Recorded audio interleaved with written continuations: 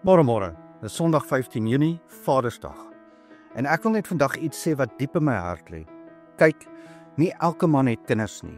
En nie almal het groot geword met 'n pa wat gegee het wat hulle nodig gehad het nie. Maar ek glo met my hele hart, elke man is geroep om iets van die Vader te dra. Nie net biologies nie, maar geestelik. Nie net deur gesag nie, maar deur liefde. Nie net deur woorde nie, maar deur opoffering.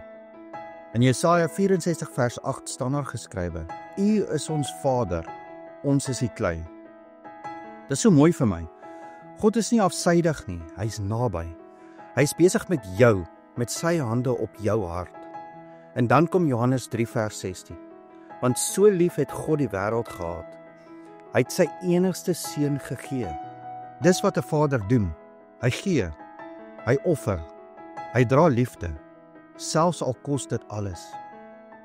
So as ek sê, elke man is 'n vader, dan bedoel ek, jy dra God se hart. Jy kan iemand se veilige plek wees. Jy kan wysheid bring waar daar chaos is. Jy kan 'n ligtoring wees.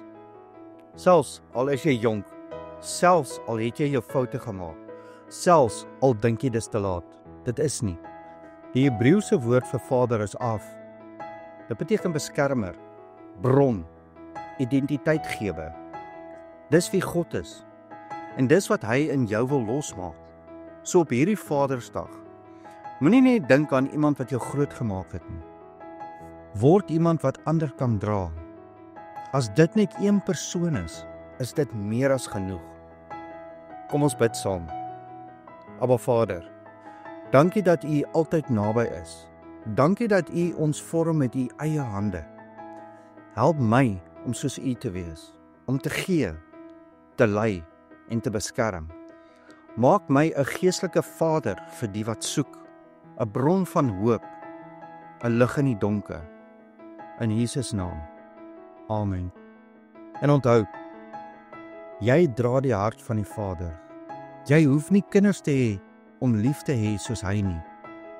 Jy kan iemand se ligtoring wees. En laastens, jy is dalk die Bybel wat iemand vandag moet ontmoet.